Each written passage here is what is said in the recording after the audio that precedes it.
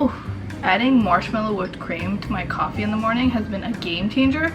I can't tell you why it makes me so happy, but it just does. I really recommend it. Anyway, welcome back to my channel. I'm Mahua. Thank you so much for coming back again. I'm really excited about filming this video. I'm not really sure why, except the fact that I made a video like this like 2 years ago now. It was like one of my first ever viral YouTube videos, and I talked about how I afford living in New York as a 23-year-old on like a very lower than average income, and I was in grad school at that point. My life was completely different. It's like when I first moved out. This is like officially my 2-year anniversary of living alone in New York City, so it's just a really exciting experience to like look back on that and just see how much I've grown and just like talk about my experience of living alone and affording to live here now as a 25-year-old. So I'm really excited to dive in deep with that with you guys. God, I also boxed yesterday and now I'm really sore, so if I keep moving around, that's why. I'm just trying to get comfortable. In this video, I kind of want to talk more about the financial side of things and just the different income sources I have to live alone in New York City. I mentioned a lot more in my previous video, so I would recommend that you watch that because a lot of the things are still very relevant. I talk about how much I saved before moving out by myself. I talk about my income sources and how different it was back then than how it is now. I talk about why I chose to rent in New York City instead of own or living with my family. I talk about budgeting tips. So I talk about a lot of different financial things in that video, but in this one I want to be just like more specific and talk about just how inaccessible it is sometimes to live here in New York City, especially living alone or living in Manhattan, one of the most expensive parts of New York City. And I just want to show you the growth that I've had in the past 2 years and how I've built my income and my confidence too. I feel like videos like this are very rare, especially on YouTube, because you can't really find too many finance videos, especially for women or by women, because it's still kind of taboo. And I just want to normalize this again. I always want to do this in my content. I just want to talk money talk, you know, and make it just more accessible and normal for people and say it in a way where it seems more digestible. If you guys have watched my other videos, you know I make a lot of New York City content, but I also make a lot of content on just like finance tips or how I juggle so many different jobs at the same time to afford living here. So if you do want to have some more insight, make sure to check out the rest of my channel, and I do have like different playlists for things like that as well. It's especially important for me to make a video like this, and I wish I had seen videos like this growing up because I am a brown woman, I am a POC, and it's very rare that people like us have like financial literacy growing up in comparison to like our white counterparts. So that's why I just want to make things like more accessible for people and make things more known, you know, because I want people like me to also succeed. I want people like me to also move out and have their dream jobs and this and that. So it's really important that I do this. If you guys aren't following me already, on my Instagram and TikTok, I post every single day, and especially content like this. You can check me out at Labyrinth Ave. And if you haven't liked and subscribed already, I would really appreciate it. You will be, you know, on the track to see my videos every single week, things like this. Anyway, let's get started with all of my income sources as a 25-year-old and how I afford to live here. It's very interesting because in the last video that I was talking about on how I afford to live here as a 23-year-old, I was in grad school and I was finishing up my master's for childhood education. I was on track to become a teacher and it was very exciting, but I was also so depleted. Like if you see the look in my eyes, there's like nothing behind my eyes because I was so overworked, I was burnt out. I was making close to really nothing because I wasn't getting paid obviously to be in grad school or doing student teaching full time. And now I feel a lot more fulfilled because, you know, 2 years later I'm working for myself and I'm like essentially living the dream life that I've always wanted to live. So yes, my goal was to become a teacher after grad school because that's what I went to school for. But now, and I think the point of living in New York City, what I was trying to make in the last video, is that you want to come here for your dreams. And yes, being a teacher was one of my dreams and I love helping people, but now I'm helping people in a way where I'm like fulfilled doing it from home, and like I'm fulfilled doing it in other ways. Like I'll talk about it later. Like I provide scholarships for students in Bangladesh, that's my home country, and right now we're at like 300 plus. So imagine 300 plus kids going to school in Bangladesh where they had never had like opportunity to go to school because they had to provide for their family as child labor. Even though I'm not a teacher right now and I don't have like a traditional full-time job teaching away, I still feel like I'm fulfilling that purpose of mine in different different avenues with my different passions right now and my different jobs right now. Okay, so the first income that I have is my pride and joy, my small business. I have an e-commerce shop. It's labyrinthav.com. I talked about this in my last video 2 years ago. It was kind of like the beginning of me starting to work on it. This is officially 2 years in of me working on this, and it's been such a journey. Around the beginning of the pandemic, I initially started just selling like art prints and selling very like basic accessories like mugs and stickers and things like that, and some people would buy it, and it was so exciting because I'm an artist, but I never thought that it would like make money. But once I started selling it, you know, there were a few people buying it, and after a few years I've just been building and building on it more, and I've like now come out with clothing. I've now come out with like tote bags and things like that. I have a manufacturer overseas that I communicate with. I actually design things that takes months and months to come up with, and it's just such a crazy feeling that like now my art is something that people actually want to buy and put on their walls or wear. And now there's over like 3,500 people, I think almost 4,000 people around the whole world that just have my art. It is such a crazy feeling. So my small business and my e-commerce shop, it is like so me, like it is my baby, and it is one of my main sources of income. It is very sporadic, obviously, throughout the months because it's not like a traditional job. I don't have like a stable paycheck every 2 weeks, but it is a very like big thing that keeps me afloat. So even though I wasn't making that much money at all in the beginning, especially when I first made that video, it was still something that like I looked forward to every single month when I did my finances. But I've talked about this in a lot of TikTok videos. If you do want to get started on something like that, there's so many like print on demand type of shops that you can also kind of put designs on, and people can buy from it if kind of just want like a third party to handle all of it, and there's like little risk with this. You should definitely check out those videos because I feel like it is very helpful for those people that want to have like that side income. But yeah, this business of mine has been something that I've been working on since I was like 20. It's been like 5 years plus, and this is like the first time where I feel like it's kind of keeping me afloat, and it's something that I'm like working on constantly. So I'm very, very grateful. Also, it's very unfortunate that if you do live in New York, you feel like you have to constantly like one up yourself. You're constantly at competition with yourself because you have to kind of like stay afloat and do more and more. This is why like the hustle culture is such a big thing here. You constantly have to do so much where your one traditional job is not enough to just like live, right? Like you have to have a traditional job, like a 9 to 5.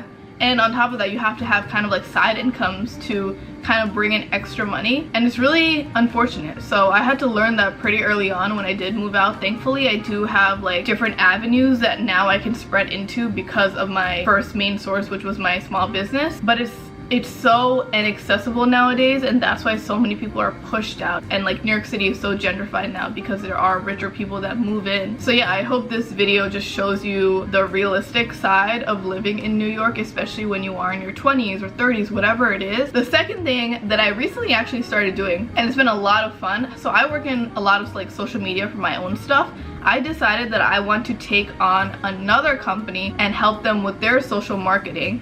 And it's been really exciting because I genuinely like love this company. I believe in them so much. I've seen them from like the ground up. I'm gonna give myself like the social media manager, right? That's like my own title that I just gave myself right now to explain it.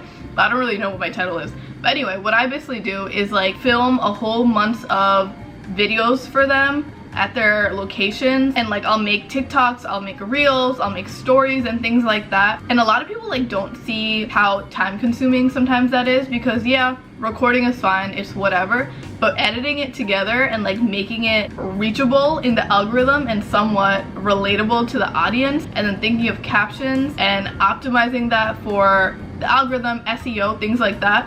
It is very time consuming, and I feel like my business side really comes into this, you know. That's something that I've been doing very recently, but it's been like another source of income, and it's also been genuinely fun. I feel like now that social media is so like up and coming, there are so many different social media jobs that you can kind of like dabble in. So it's been a lot of fun in my 20s to kind of discover what exactly I like doing and kind of like hone out on my different talents. I don't even think that's the word. Diversify on my different talents and different skills. Number 3 is something that I never thought I would have. If you look at my last video, I was like, I swore that I didn't have this, and I didn't back then, and that it wasn't for people like me, because I never saw people like me really in this type of like atmosphere. So now I'm in a place where I can actually get brand deals. So when I first made that video, I had like 1,000 YouTube subscribers. I'll tell you right now, I made 35 cents on TikTok recently, and that's the most I've ever gotten. Actually, I think I got 68 cents once. So don't act like I'm making so much money, because truthfully, and I told everyone in that video, I don't make any money from my social media. No brands reach out to me. The most I made was 68 cents. That's what I said in that video, right? And it's so wild because in the past year, I've just been growing my social media more, especially after I graduated from grad school. I had the time to finally take myself seriously and take social media seriously. And it was such a scary beginning because I was making like no money at all. And you can kind of see it in that video. I was losing more money than I was making. And there was a point where I was like, should I go back to a traditional job and just like work like everyone else, 9 to 5, or you know, my school time like 6 to 3? And that's how scary it got for me financially. But luckily enough, after growing my social media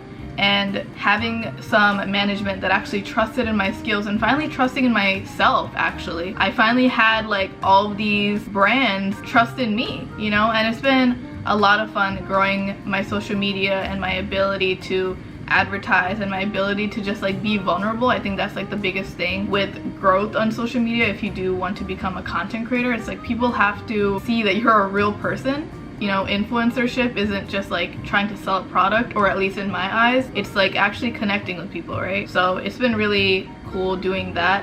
Now, brand deals are basically when a brand or a company, they want to get you to endorse a product of theirs or a service of theirs. It's been really fun to do that and kind of like prove myself wrong, because I never thought that I'd be able to do that, you know. It's very rare that brown people or people of color can succeed in like the arts, just because, you know, back in the day we were never told to do that. We were told to be practical and realistic and go into the tech world or the med world. So I'm glad that things are kind of changing now, you know. Number 4, something kind of like on the same bracket, but I don't make much on this just because you do have to have like a lot more views and followers and subscribers and things like that to make a lot more money on this. So I get some sort of like revenue, very small amount, on like YouTube, TikTok, Instagram. I have a podcast called Difficultish. So like, for example, on YouTube, if you're watching this video, if you're watching like the little bit of ads that are in between the videos or like in the beginning, I get like a couple cents off of that from each like viewer. On our podcast, sometimes we'll have ads, and if people listen to that,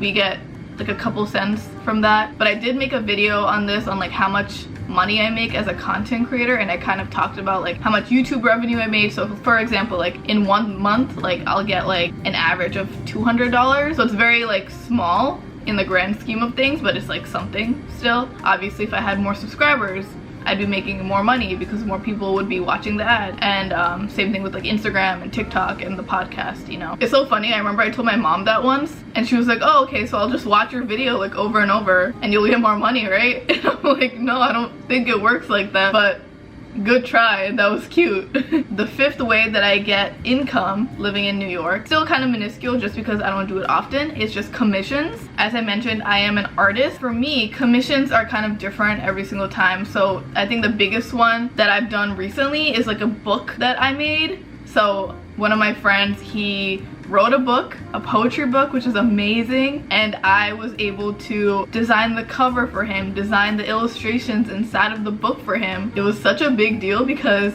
I don't know if you guys watched my 2023 year goals, my resolutions. On my vision board was design a book cover. So it's so crazy that I did that. So that was a very cool commission that I did. Another commission that I've done in the past and will do more of are like murals. So like at restaurants, coffee shops, things like that, I'll paint like these huge murals and it'll be like 20 plus feet long, right? But since again these are very sporadic, I don't do them often, it's not like something that I consider as like a big part of my income. Like maybe I'll do a few a year, you know, like 2 to 3. When I was like a growing artist and a smaller artist, I would do commissions on like jackets and shoes, wedding portraits and things like that. That's not really something that I do as much anymore just because it is more time consuming. I didn't really make too much money off of it, but it was a great experience, and it was such a beautiful thing that I first started doing when I was an artist. And actually that's like how I started getting my name out. My last source of income right now as a 25-year-old, I feel like is so important, especially for girls, especially for young girls that did not have like any source of like financial literacy growing up, are just like investments, right? This can be like investing in stocks. This can mean putting your money into like a high yield savings account. Personally for me, I don't know anything about stocks. I don't have good luck with stocks at all, so I can't say much on that. I do have some money in that, but it's not really doing much. I think I'm honestly losing more at the end of the day. There are stocks that you can put money into that are kind of just like the top 500 of America, and like however much money you put into it, like the percentage goes into all of those stocks. This is called an S&P 500.